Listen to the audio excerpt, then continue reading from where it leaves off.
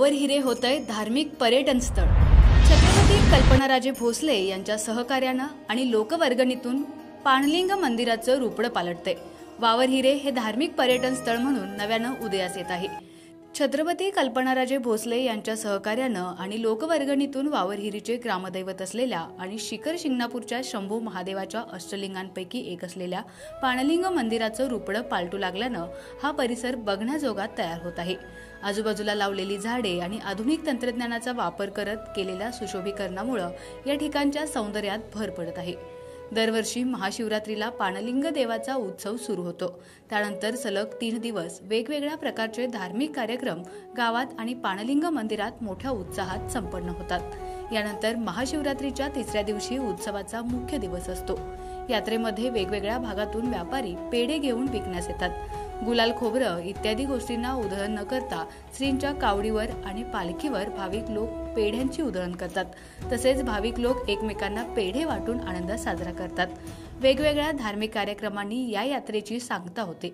हे सगळे कार्यक्रम गावातील लोकांकडून जमा झालेल्या लोकवर्गणीतून साजरे केले जातात। त्याच प्रकारे पाणलिंग मंदिराचा जीर्णोद्धार लोकवर्गणीतून आणि छत्रपती कल्पनाराजे यांच्या मार्गदर्शनातून आणि सहकार्यातून पूर्ण होत आहे। वेगवेगळ्या देणगीदारांच्या माध्यमातून जमलेल्या रकमेतून वावरे गावचे सुपुत्र माजी सैनिक गंगाराम अवघडे तात्या यांच्या देखरेखीखाली गेले 3 वर्ष सुशोभीकरणाचं काम सुरू आहे।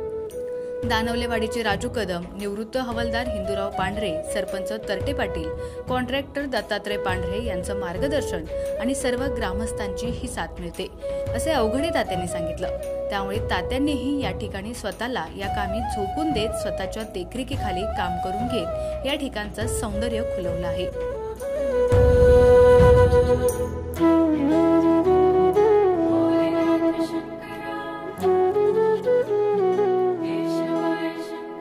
हे देवस्थान पूर्वीन पाक आणि देवस्थानची हे जी पालिकाच आहे, जागृत देवस्थान आहे। या पूर्वीच्या काळामध्ये आमचे वडील सांगत होते की जे ब्रिटिश काळ होता त्या टायमाला ह्या ठिकाणी डॅमचा मोठा सर्वे झाला होता।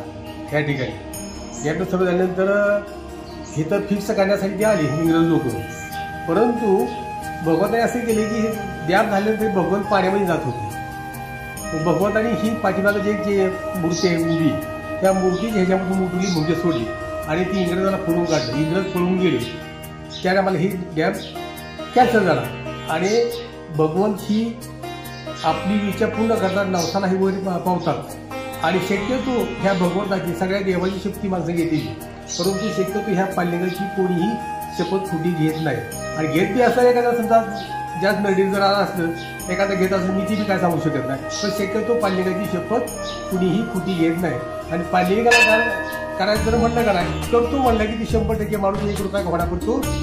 आणि जी भगवंत आहे महाशिवरात्रीच्या 3ऱ्या दिवशी गावामध्ये जातात तुका नेटावर, त्या ठिकाणी भजन भारूड आणि हे ते कार्यक्रम केले जातो आणि तिथे ग्रामस्थ वगैरे सगळे बसायचे आणि वाघ्याचा सुद्धा त्या ठिकाणी कार्यक्रम असतो आणि हे मनोरंजन असतं। आणि पालखी आमची जाताना इथून अशी संबुडावरनं मधल्या मार्गे दत्तघाट मार्गे मारुतीच्या मंदिरामध्ये थांबली, त्या ठिकाणी 12 वाजेपर्यंत थांबली, तिच्यानंतर हलती, नंतर वाणीच्या दारातनं आणि पाटलाच्या दारातनं सरळ परत आपल्या सुता नेट्यावर जाते। आणि सुतारवाकांची जी आहे का नाही त्यांची मानाची जी कावड आहे ती ह्या ठिकाणी इथनं परत भगवंताबरोबर जाते। आणि ह्या आमच्या पंचकृषीमध्ये ह्या भगवंताला फक्त पेढेच्या राहते आणि ही भारूड माणसं कोरेगाव, सातारा, तिथे रेहमतपूर, देहवडी, मसवड, नाथपुत ह्या ठिकाणी फार प्रमाणात फार ह्याच्यामध्ये लोक पेढे घेऊन येतात आणि व्यापारी येतात आणि ह्या ठिकाणी जवळजवळ 10-15 क्विंटल वगैरे असे पेढ्याचं इकडं त्या ठिकाणी खप होतो। आणि सगळी ही तर पालिंगाला फक्त पेढेच चालतात, हे दुसरं काही सुद्धा चालत नाही। राजमाता कल्पनाराजे भोसले यांच्या आशीर्वादाने हे शिवजीपर्यंत चाललेले आहे। आतील गाभाऱ्याची जी फरशी आहे ती ह्या पालखीची इतक्या खांदेकरी आहे त्या लोकांची दान केलेलं आहे। त्याच्यानंतर नंदी बसली एक फरशी जी आहे ती वामन बोराटे साहेब दानलेवाडी त्यांनी केली। त्याच्या खालची जी फरशी पांढरी फरशी आहे ती साहेबराव जाधव PSI यांनी ती दान केली आहे। आणि ही जी मंडपामध्ये जी मी उभा राहिलेला आहे ही जी फरशी आहे महादेव बाळू माळी हे तासगावचे आहे ती, त्यांनी ही दान केलेलं आहे. त्याच्यानंतर ही जी काळीची फरशी दिसती ज्ञानेश्वर घाडगेचा गाडगेमाळा नांदेवाडी, त्यांनी ही पूर्ण ती दान केलेली आहे. त्याच्यानंतर ती पलीकडची फरशी दिसते ते आप्पा गायकवाड देहवडीचे, त्यांनी ती दान केलेली आहे. आणि ह्याच्या वरची जी फरशी दिसते नंदी बसली ती संजय प्रल्हाद पांढरे ह्यांनी ती दान केलेली आहे. त्याच्यानंतर ही पाठीमागची फरशी दिसते फिरोजबाग, हे आमचे इथले ठेकेदार कुदळे यांनी केलेली आहे. त्याच्यानंतर इथं जी फरशी दिसते इकडे बाहेर ह्या साईडला ही आजी माझी सैनिक ह्यांनी दान केलेली आहे. आणि वरतं ते शिशिपी घराचं केलेलं आहे. ह्या ठिकाणी मी JCP साधारण एक 10 ते 15 दिवस आलेले आहे. ह्या ठिकाणी फार मोठी वगैरे होत्या, फार झाडं होती, अतिशय सगळं हे पडलेलं होतं. आणि ह्याला हे शिशुभीकरण करण्यासाठी त्याला काहीतरी इतिहास घडला म्हणून ही शिशुभीकरण झालेलं आहे. भगवंताचा उच्च काळ आला म्हणून हे पालिकाचं शिशुभीकरण चाललेलं आहे. आणि ही सगळं लोकांनी दान केलेलं आहे. आणि सगळे बाहेरच्या येणाऱ्या भाविकांनी सुद्धा 1-1 रुपयापासून ह्या ठिकाणी दान केले आहे. आणि त्यांच्या माध्यमातून हे सगळं हे आशीर्वादान चाललेलं आहे. ही मी माझं फक्त इथं काय कार्य आहे की मी फक्त उभं राहून फक्त मी काम करून घेतोय.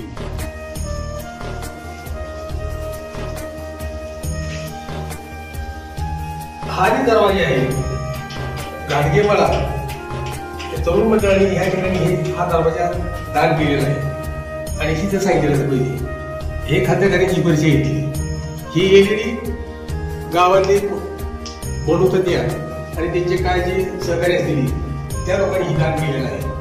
त्याच्यानंतर हे सुद्धा ग्रामस्थांनीच हे नगारा जे आहे का नाही वाजवायचा हे सुद्धा ग्रामस्थांनी दिले. त्याच्यानंतर हा पुढचा दरवाजा आहे हे ग्रामस्थांच्या ह्याच्यातनंच झालेला आहे. शंकरकाळी बागाचा माळा त्यांनी ही दान केलेली आहे. ही बी खिडकी वर्गणीमध्ये बसवलेली आहे. नवनाथ मोराडे साहेब क्राईम बॉम्बे यांनी सुद्धा दान केलेलं आहे. संजू पांढरे वावरे, आप्पा गायकवाड देहवडी आणि दत्तू नाना पांढरे वावरे कटाक्षे यांचं पहिल्यापासून ह्या देवासाठी अतिशय योगदान आहे. आणि सहकारी त्यांचं कायम राहते. जे त्यांची वाळू म्हणा कुठं काय असेल ती जर आपण फोन केला की 10 मिनिटाला इथं पोचते. ह्याच्याबद्दल त्यांचं फार मी आभारी आहे. जानोलीवाडी यांनी सुद्धा दान केलेलं आहे. आणखी हरिभाऊ जगदाळे डेंगीरवाडी यांनी सुद्धा दान केलेलं आहे.